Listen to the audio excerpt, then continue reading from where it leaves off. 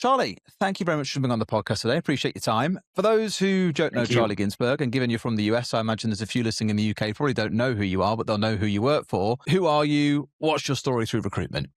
Sure. Yeah, I think probably people in the UK know the companies I work for better than those in the US. So I've been in recruitment for 15 years now.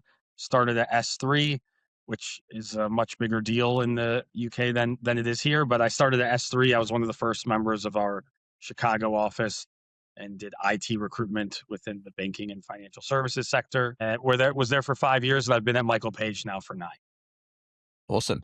And how did you get into recruitment? Because the classic line I always hear is, oh, I didn't mean for it to happen. I fell into it, right? What's your story? That is the truth. I was a cigarette salesman when I first started out of college. So I worked for the company that makes Marlboro cigarettes, and it was a good job, but I wanted something that was more merit-based and, more tied to the inputs I put in. And someone I knew had gone into recruitment and recommended I take a look at it. And that's how it happened. I never imagined myself as a recruiter. I think most people don't. No one wakes up at 18 years old and goes, my future is recruitment. Well, very, very Yeah, few do, but it seems to happen with everybody in this industry. It's bizarre. And what always. drew you towards, I've got to ask the big companies in this case, what drew you towards S3 and then onwards towards Michael Page? Is never like a desire to go to a smaller, more local firm? It's a fair question. The honest answer is that's the company I'd got introduced to and things sounded good there. But, big firm offered the opportunity to have a stable company with a lot of resources, but I was part of a startup. I was the sixth employee of S3 in Chicago. And when I came to Page, we had 17 people only in this office. So I've actually had the benefit of being part of a startup within an established company, which I think actually gives you Awesome. And then obviously now 9 years on from joining Michael Page, you've gone from starting out as director to being the managing director for Chicago and LA. What does a typical day look like for you? typical day. Mm. No day's the same, which is such a cliche answer. I would like for more of my day to be in front of clients, but I think I try and actually stay as close to the business as I can. I think when you're in a senior role, you can get drawn into meetings about marketing and back office strategies and things like that actually don't really impact your customers and your people in as much of a way as sitting with them and being with them. So this morning I was in a team meeting and going through the pipeline and what's going on, and then sat with someone talking to them about a deal they're closing. And even though that's not my main role and responsibilities, I try and do more of that than actually the ivory tower. Let's look at a lot of spreadsheets and KPIs. But my main focus is people. I'm not as client facing as I was 10 years ago, but I have 120 people and I think of myself as having 120 clients. And so my day should be revolved around how do I make those people happy and engaged, just like a salesperson is thinking, how do I get that client to keep buying from me? My job is to think, how do I get these people to keep working for me and selling for me? So everything I do is around their happiness and their development. The 120 people that you manage now, and obviously that's quite an expansive team from when you joined at 17 or so. What does that structure look like? Like you got a layer of managers under you, I assume. Like how many I are do, there? yeah.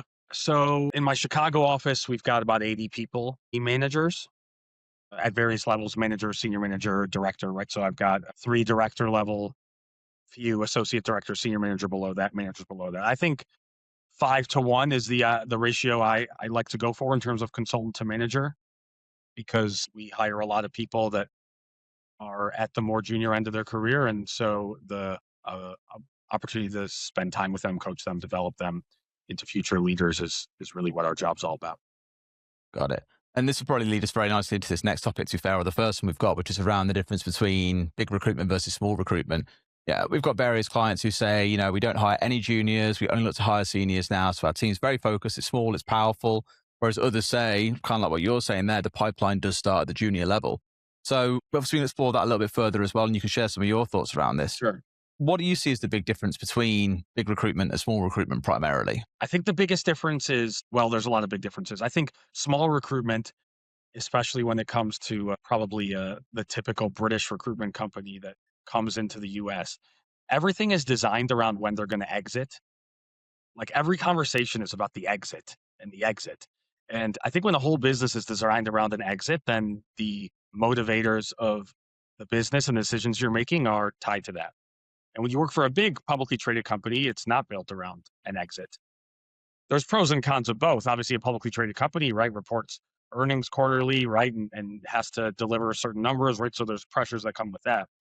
But I think that's one of the big differences.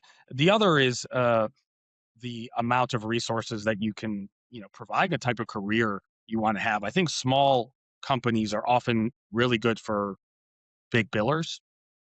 They offer attractive commission schemes, not as many resources, not as much spent on benefits and things like that. But if you just want to bill and take home a big chunk of that billing, then oftentimes small companies have an attractive proposal. I think large companies, especially ones like Michael Page, are the best place to go if you want to build a career, in particular, a career as a leader, building out a team and scaling a team, because you have resources and you're not under the pressure of, well, we're a startup but we don't have cash flow. So I can invest and hire a team that's going to lose money for 12 months, knowing it will make me money 3 years down the line. And a small company oftentimes can't do that. Yeah. More playing for the long term than the short term. And you kind of answered the question before I was going to ask it, what is the main driver that you salespeople on reasons to come to Michael Page? Because like you said, it's not there's an exit that you're finally lining up towards, or it's not like there's a big company you get to expand with. It's a big company in what it is. Is the main reason you sell people, it's about that purpose and that career creation long term for them? Is that the reason why people come to you? Building a career is definitely, I think, the biggest one. And I mentioned junior people. I don't hire grads, actually. So I hire people at all different levels of all different experiences, but people that want to be developed and coached is one of the main criterias. If someone's looking to just come in and do their own thing, I actually don't think Michael Page is the best company for you. I think someone who wants to build a career but also get coaching and development along the way is. And then there's a whole variety of career paths you can go down when you're part of a large company like Page, which you can't often do in a startup. And so you can get exposure to a lot of different things. So yeah, career growth is the number one. I actually think the comp is comparable, right? Like small companies will sell on, a certain number, but I think good people get paid well everywhere, including here. If you can sell and you can make the company money, you get paid well for it. Yeah, Rocket if science, I eh? didn't pay my people well, they wouldn't stay. But Exactly. I think that's often the, you know, misunderstanding or the sell of small companies. Yeah, which then leads to a real big question. This and kind of the real core of the issue is why does big rec generally get a bad name? Because those who have been at places like S3, like yourself, will always have great stories about the building years when contract books are flying and things are going really, really well. But the overall sentiment, I think, is that larger PLCs are slower moving. It can be, you can get stuffed inside of a corporate environment. Why do you think it gets a bad name? And I guess equally, why do you disagree? Yeah, I think if someone gives it a bad name, it's because they often failed at the big company. And so it's easy to point at that. Not everyone who's left, right, failed. I don't mean it like in a bitter way, but I think it's an easy thing to point to. Big companies are different than small companies in recruitment and insurance and tech and anything, right? Big companies do have more red tape and are probably a bit slower to make decisions, but oftentimes that isn't a bad thing. And so I don't necessarily think they get a good name or a bad name. I think that it's just a different model and a different approach. Yeah, you can be really nimble at a big company. And the offices I run, we get a fair amount of autonomy to make decisions from every aspect of the business. And there's probably some decisions I don't get to make because, my name's not Michael Page. But the decisions that matter in terms of paying my people, delivering to my clients, strategy of the business we go after and the candidates we go after, we can operate like a small company in terms of the nimbleness there. So I think if a big company gets a bad rep, it's because they don't give enough freedom and autonomy to their leaders to operate properly. Yeah, to operate like a business within a business almost, I suppose, right? That's right. Yeah. Yeah, got it. And we spoke a bit about this when we first actually got introduced as well, like the mistakes that you see people make when they leap from a big company to trying to set up their own thing and then realize, oh God, all this infrastructure that supported me in my previous role is not here. Like, what the hell do I do? What are the big mistakes or assumptions that you see people making when they go from a place like Michael Page or an S3 or anywhere and try and do their own thing? Definitely. And I don't want this to be about like, oh, everyone who goes to a small company sucks, right? There's some really Plenty of successful, great ones. very Yeah. smart people who do that. And uh I have a lot of respect for a lot of people that do that. I think sometimes people get a false sense of how easy things can be at a big company. I'm fortunate I work for a company with a really large brand. We get business called into us all the time. If I started my own company tomorrow, I would not have that. So I think actually numbers are inflated. If you can, a 400K biller at a small company would be a 5 or 600K biller here, in my opinion, because you have clients that come to you, you have more existing business, and there's a massive team around you that can fill your jobs and pull jobs that you fill.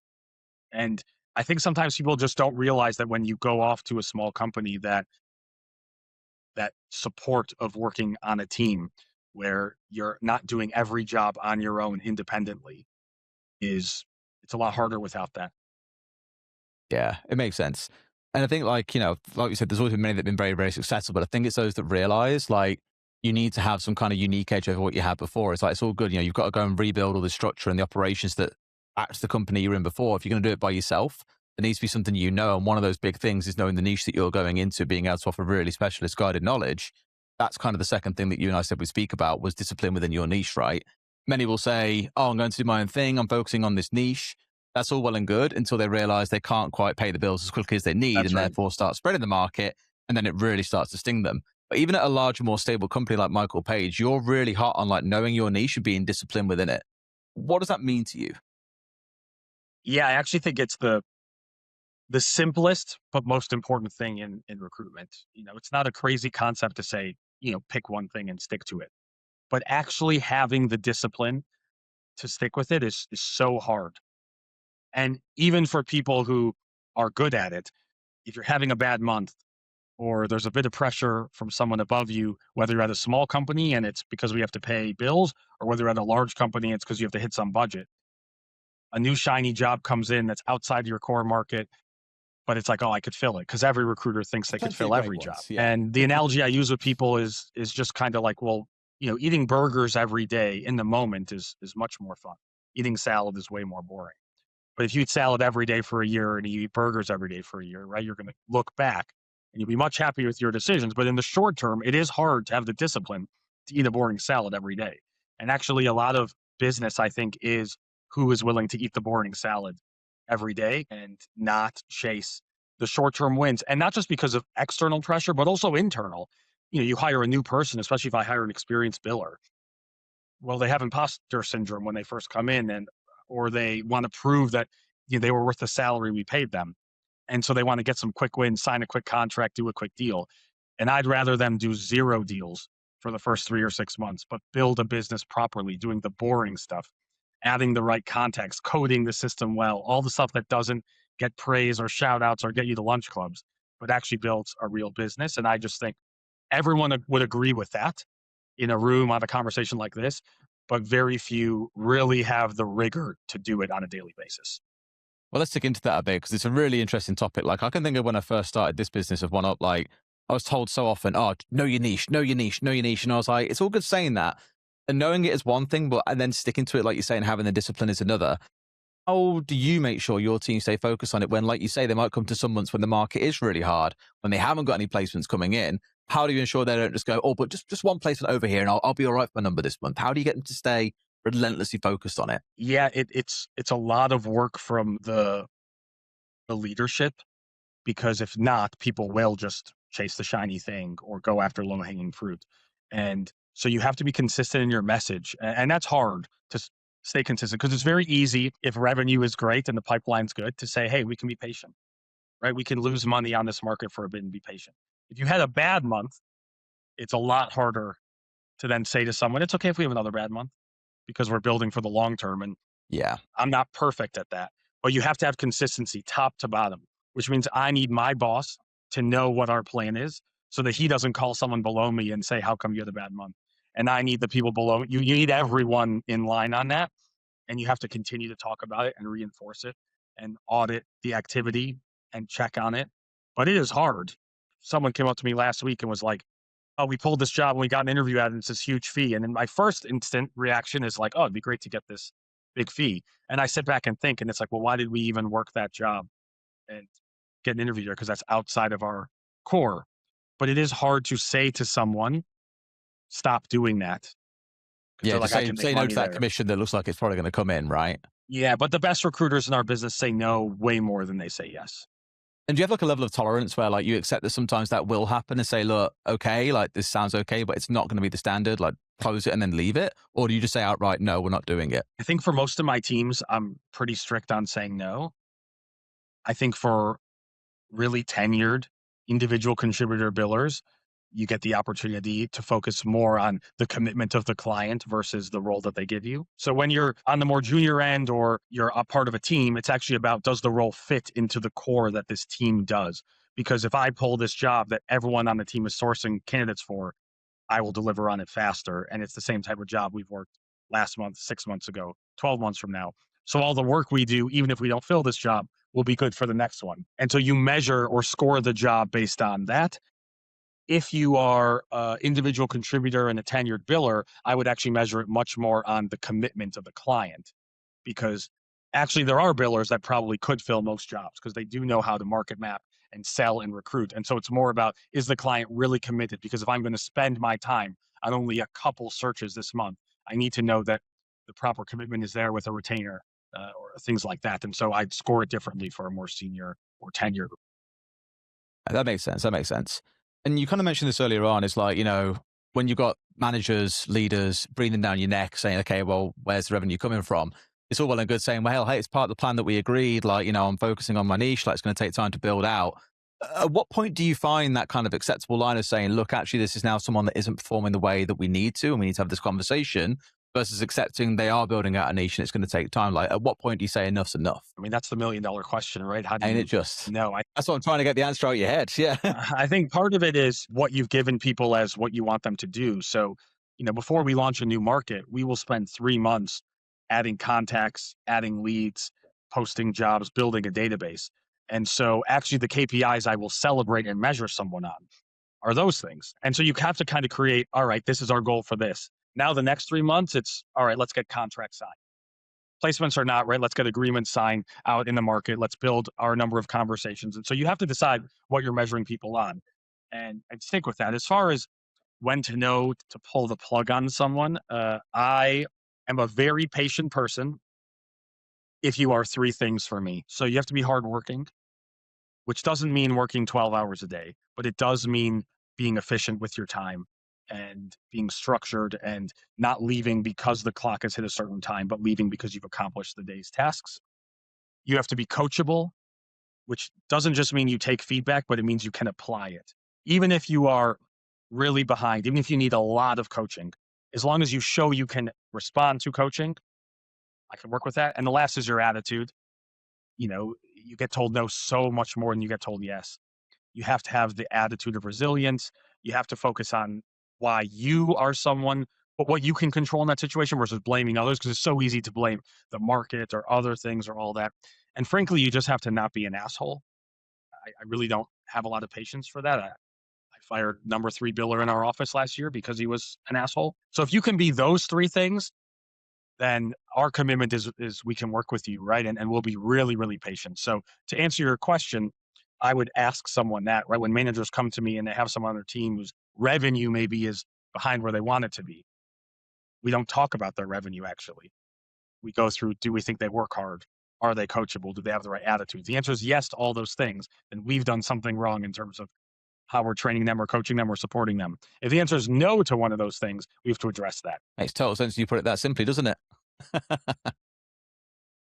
You mentioned that coaching piece and all that actually as well, which is a really interesting one, because I think what you were getting at is, a big mistake that a bunch of people make with coaching is someone can hear you and say, yep, got it. I'll go and apply that. And then they don't apply it. Whereas some will apply it. And of course, you'll then see the fruits of that labor. They'll begin to progress and you'll see things develop onwards and outwards. It definitely is a mistake I've seen a number of times where people think this person's really, they're coachable because they listen and then think they'll be okay in the long run. And often they aren't, because it goes in one ear realistically Yes. and straight out the other, even though the response is positive. Yeah, people think coaching means they don't push back on the coaching and they're open to coaching. That's half of it. Half of it is, can they apply it? So you have to give coaching, ask them if they understand it, and then see if they can apply it, right? By actually sitting and listening to calls. And, I'm a big believer in sitting next to your people and listening to their calls and actually hearing that they applied the talk track you gave them or the approach you gave them. And they need to observe you do it as well as you observe them do it. And you can role play it and you can do it live, but you have to see that they're able to apply that, because that's what really coaching is. To your point is can they apply and take the feedback? And if they can't, you can try giving it in a different way. I'm a big believer in not having one person have only one direct report, for example, because if I have only one direct report and I give them coaching and they're not applying it, how do I know it's not because my feedback is bad or my coaching is bad? If I have 3 people and I give them all the same coaching and feedback, and 2 of them are able to show improvement from my coaching and 1 doesn't, I can eliminate the variable that it's my style, and it Yeah, helps me understand what to do next. it makes sense. And you're starting to get into the nitty gritty of managing there, which brings me on to our third topic, which is around micromanaging. Now, when we first spoke about this, you said a really interesting line, which was like, I like micromanaging. And I was like, now that's a very interesting soundbite to be able to take away from it. But as we discussed at the time, it needs a little bit of context. When you say you like micromanaging, what do you mean by that? Sure, yeah, so we obviously will have to clarify or else, we'll go viral for that quote. LinkedIn will kill But you for it. yeah. So I think micromanaging is like following someone to the bathroom, right? Like micromanaging is asking someone like, where were you for the last, 10 minutes? Structure is what I mean. I believe people crave more structure than they typically get. I think most people actually can take a breath and relax if they're shown versus putting all the pressure on them of you figure this out.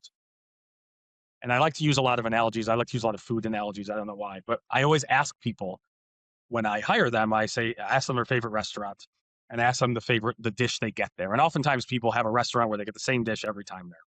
And I ask them, does it taste the same every time? And they say, yeah, of course, right? The steak here tastes identical every time. So I say, if you got hired there as a chef, it would never say, great, our best dish is the filet. Make it however you want. They'd say, no, make it exactly fucking this way and don't change a thing because we know that works. And so when I hire people, I say, I'm going to do that. I'm going to show you exactly how to be successful. And then after a while, if you were at that restaurant and you've worked there for a few years, you say, hey, I want to try a new dish and I want to try some different things. Probably would be able to do that and get that autonomy because you understand the frameworks and there's a sense of understanding on both sides. But when you first start, I am going to give you structure. And I think you want it actually. I think most people that join, it's like, do you want me to show you how to be really successful? And if so, I will do that. And so I believe in structure. I believe people want structure and crave structure. And if that's not something people want, then they're not a fit for me. And I actually think you have to do that at every level because you get someone who goes from, recruitment consultant to senior consultant to managing consultant, then they become a manager. And at that point, they'd earned a lot of trust and freedom and autonomy from their manager in terms of how they operate. But actually, they now need a lot of structure in terms of how to be a manager. So you have to almost think of them as a rookie again and give them the full framework of how to manage. And so I really believe in giving people more structure and more coaching. And then you have to get a feel for, does it seem like what I'm doing is unnecessary because this person is getting it and fully autonomous and doing these things. So now I can move on to level 2 and help them with being more strategic and mushrooming accounts and being going up the food chain within their clients and things like that. But I am a big believer in structure, and I think it's what has made our business really successful. It's really interesting because a common like startup fallacy that you hear is, hire great people and get out of their way is what you often hear as the line, right? Whereas it's almost like it's the opposite. You need to be close at the start and be able to make sure, look, here's how things work. Here's how we do things. Here's what we know historically has been successful for us. Then over Hire great time, you people and give more spend a lot of trust. time with them. Yeah, rather than going the reverse of like, being very hands off and then suddenly getting hands on when things aren't quite going the way that you wanted it to. It's almost the reverse of what common mantra teaches you, right? That's right. And I think the structure changes, right? So I just hired a really senior individual who's built more into his career than half the office combined, probably, right? A really senior individual. So I'm not showing that person how to make a cold call. And I'm not telling them how to approach all their things. But actually, in my mind, if I spend the most time with that person, the ROI on that is way higher than potentially someone who's come right out of college. But what we're talking about is just different. We're talking about how to leverage our client base and their knowledge and how to really make the most of their skills. But if I go 3-4 days without talking to that person, they might veer slightly off the track where I think we can be most successful. And I find that actually the best people really like a partner in the strategy, right? So what they don't want is me asking them what they're doing every 5 minutes. What they don't want is me saying, I'm going to listen in on all your calls and I want to be CC'd on every send out you do. That would be crazy. But I would do that for a brand new person. I'd say CC me on your send outs and let me listen to your calls so I can help you. But with individuals like that, you're giving them structure, but it's in a different way. And I think you should hire good people. And my job is to get things out of the way from those people. So get stresses out of their way, get things that are keeping them from being successful. But I try and spend all my time with my best people. It's another classic thing as well, as like you can spend all your time trying to save the ones that aren't at the level that you need, or you try and find a way to push the ones that are best that bit further forward. And there's always typically more ROI, as you sort of referenced there, and spending more time with someone who's got that experience and has been successful historically to make sure they are the same for you. I guess it's a way that then spins off that is, how do you avoid, I mean, I guess it's more of a case where you spoke to someone and said, look, here's how we work, here's the structure we put in place. And they go, yep, sounds good. They come and start working for you, and then they go, well, you're getting too involved here. Like, this doesn't feel good. I'm sure that's probably happened once or twice, right? Like, how have you dealt with that? It happens less than you think, given I just said I'm really hands-on and structured. Yeah. I think it's all about setting expectation up front. I'm really, really honest with people when I interview them of what we are and what we're not and how we manage. And actually, if someone interviews with me and then decides they don't want to work for me after because I was really honest about how we are, then I think that's a good thing, because it 100%. means we weren't going to be a fit for each other. But yeah, if someone feels like you are just breathing down their neck and doing that thing, then you probably need to take an assessment of what are you trying to accomplish by spending time. Oftentimes people who micromanage are doing it for their own sense of security. So they're checking in because they want to feel like they're doing something. Or they want to feel like it's like, oh, if I just ask every hour about the forecast, it means I'm doing something here. So you need to do a bit of a sense check of like, is this for me or is this for them? And sometimes I will say to someone, I want this info for me, right? This is a meeting for me where you're going to report things to me. And sometimes I say, this is a meeting for you where it's about how can I help you? And if you get that pushback, I think you're probably doing more for you than for them. And so understanding how you can add value to them. And if you are spending an hour with them every day, what's the way that you could spend that hour so they feel like they left better at their job or more equipped to be successful versus I just got a bunch of info that I probably could have pulled from the CRM. Because I think half of the catch-ups people do with people are asking for, a forecast meeting. Is like crazy, actually, because if someone updates stuff in the system, you could just look at what their forecast is. So let's have a meeting to talk about how we can make more money from that forecast, as opposed to you just reading me every line and I could see myself.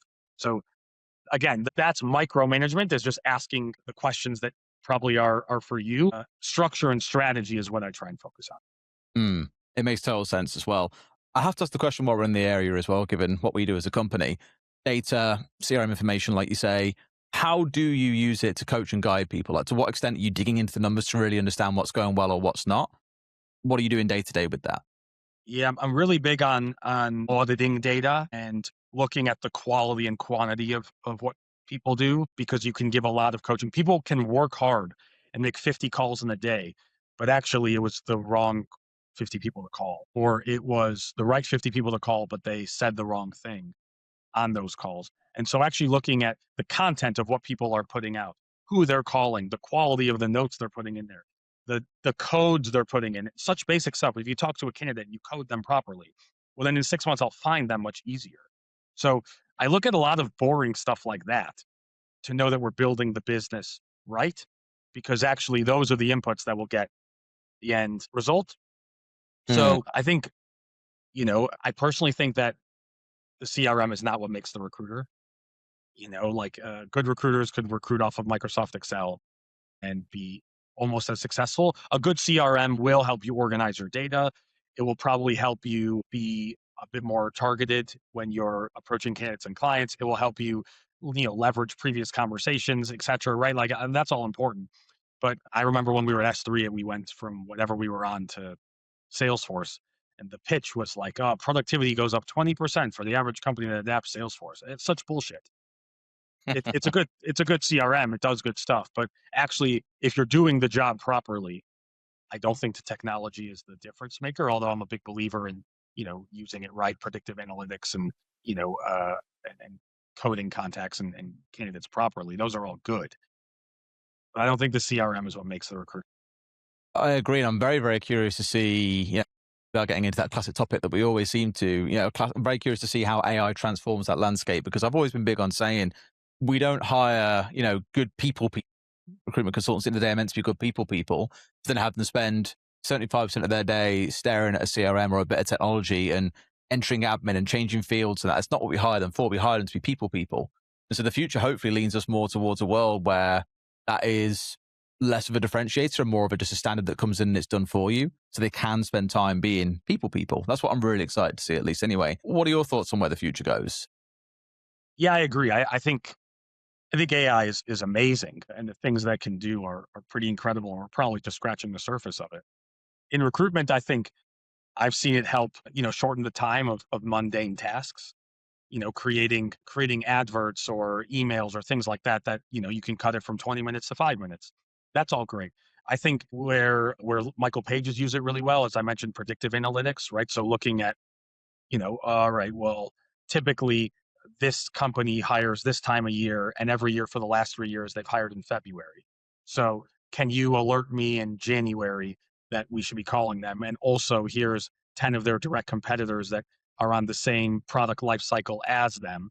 And so you should probably be calling those 10 companies in January as well. And that is where you can bring intelligence in so that actually you can be more efficient with who you're calling and why, Mm. and actually providing some insight as to you're calling these 10 people because every year for the last 3 they've hired someone in February.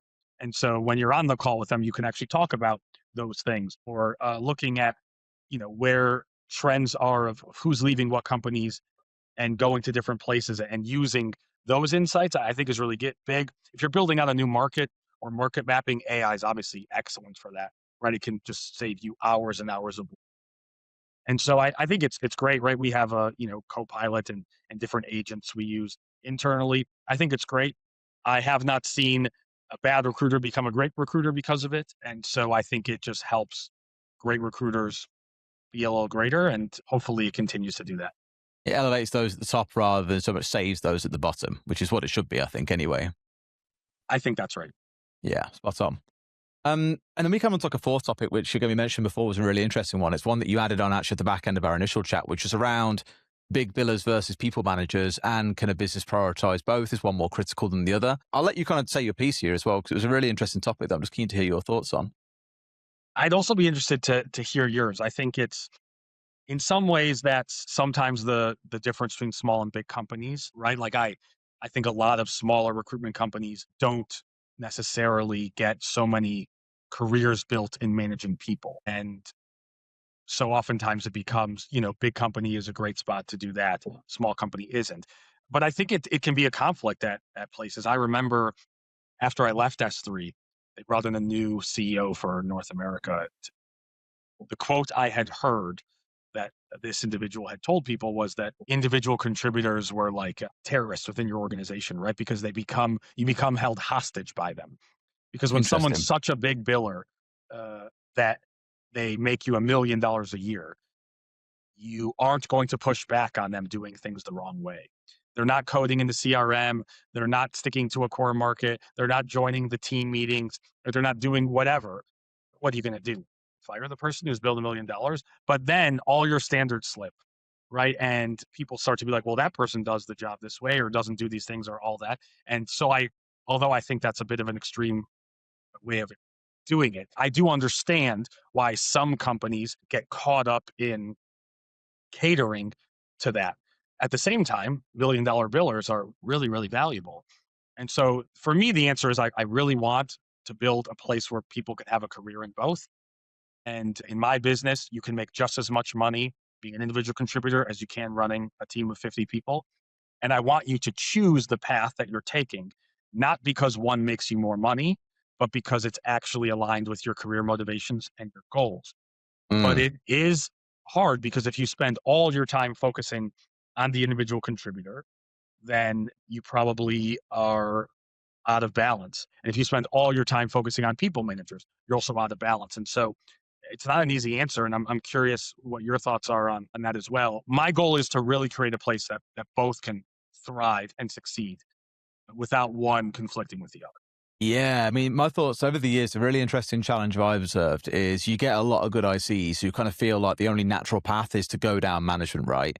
And the thing that I always stress to anyone who's ever said to me, like, I'd really become a manager one day, it's a really good book, which I think is like it's like the making of a manager. And it was by a woman who worked at Facebook and went down that path of going from being a really, really skilled and capable IC towards being a manager, and then saw others make that jump. And she was observing all the failings and the things that were seeing these people who were really successful individual contributors just collapsed once they became managers because the skill sets are so different.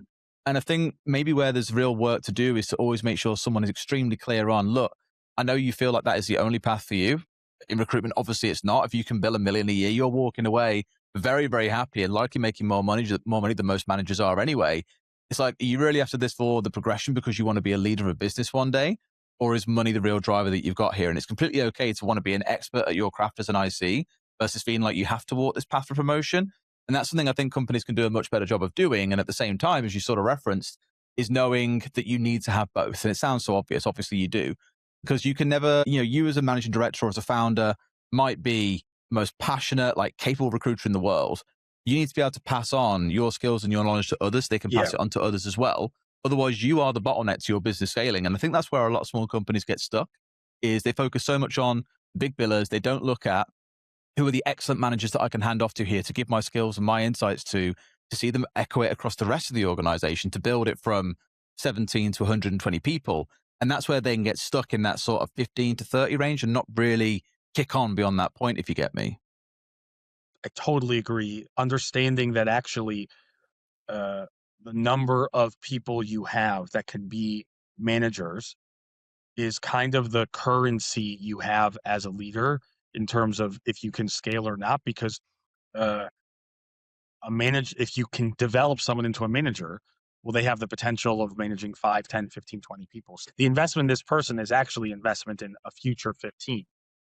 But if I spend all my time with managers and I take all the managers out to dinners and I only celebrate the managers, then individual contributors either wouldn't want to stay, or they think they need to go into management because that's how you get FaceTime with the Exactly. boss or that. And on the flip side, if you only reward the individual contributors and it's like, oh, the big billers are who we celebrate, we take out, and they get the emails all the time. Well, then someone says, well, that's what I want to be. And so you have to create a reward structure, a support structure, a career structure for both that are complementary but different. And striking that balance, I think, isn't always easy. I think we've been really lucky in recent years to find a good balance on that. But I do think that is the thing that hurts small companies that are trying to scale, is it's just built around individual contributors. And you have to have them, but you also have to have processes that are scalable. Yeah. Sometimes those are conflicting. Way I've often heard it put is like an IC, if you're really passionate about projects or your craft, doing things, then stay as an IC.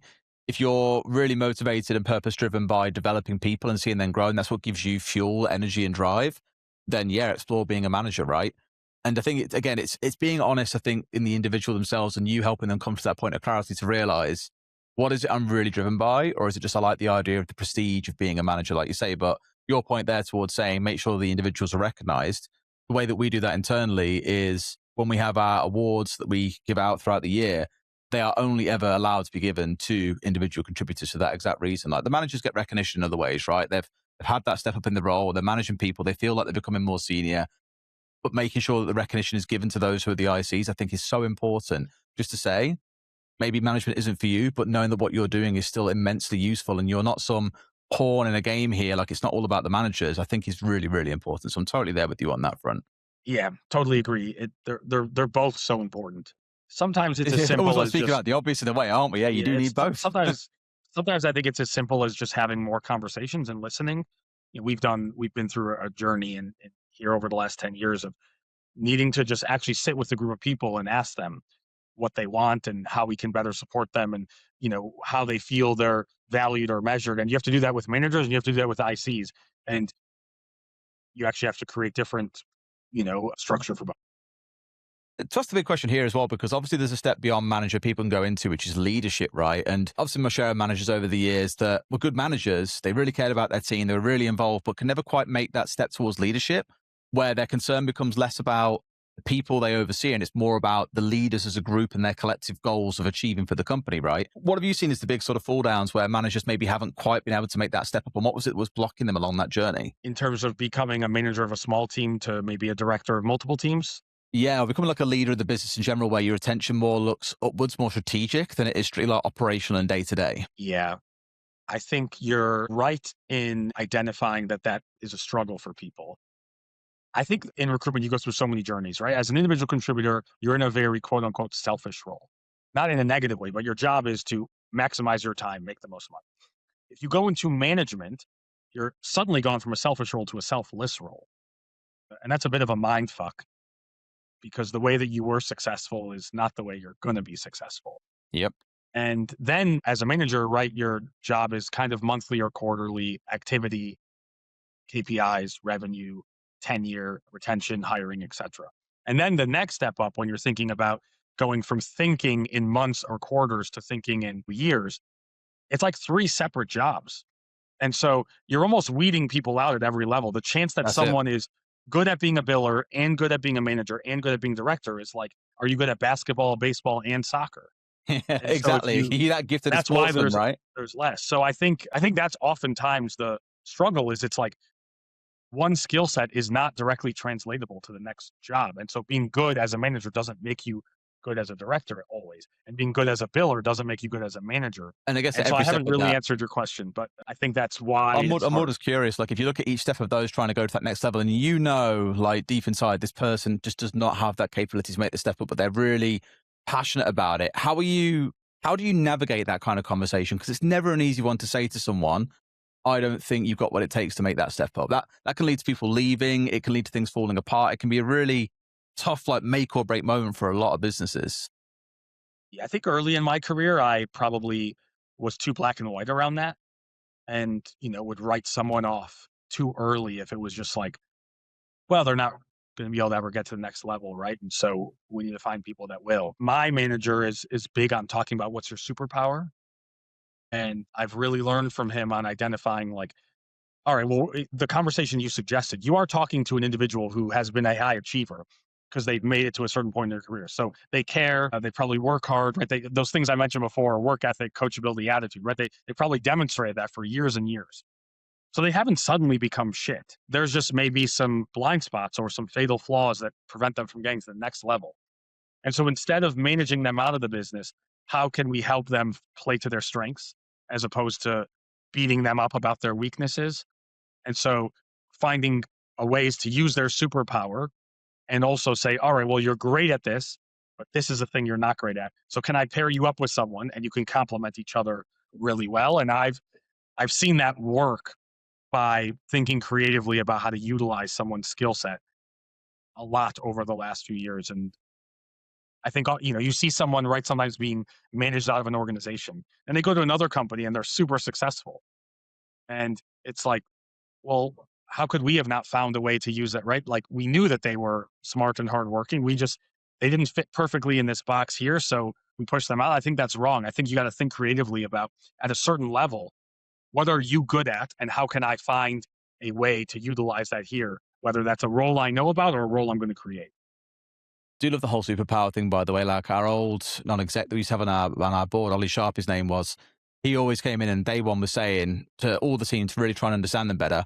What's your superpower? What is it that you're uniquely gifted at that you're really good at amongst other things? Obviously, what's the number one thing? And it led to some really interesting conversations with certain individuals who maybe were a little bit low on confidence and didn't really know, if they fit the mold, as it were, as to what would look strong. But it led people kind of realizing, you know what, I don't have to fit a mold here as long as it's something I'm very, very good at and I can leverage that to be unique. And then, like you sort of said, work with a team that have got other strengths. The way that you put it was like, if you look to like the Avengers, you don't want 6 Hulks, you don't want 6 Captain Americas, you want one of each to really fit in that team. And that's how a Yes. team plays to each other's strengths. I think that's a great analogy. And You'll start it's, rolling that out on all your future meetings now. That's it. that's right. But it's true. Everyone has to play a role and you can't have everyone play the same one. But oftentimes, especially at corporations, it's just kind of, it's you go up the ladder and it's like, well, you have to be this in this role and you have to be this in this role. And the more you can actually just think, well, our business is people, right? If you're a software company, it's a product and things are very black and white, right? Like inputs, outputs. If the product does this, it needs to do this. But we're a people business, so we should design everything around people. And so actually, when I interview people, they always ask me like, "Oh, how many people are interviewing for the role I'm interviewing for?" And my answer is always, "I don't hire for a role.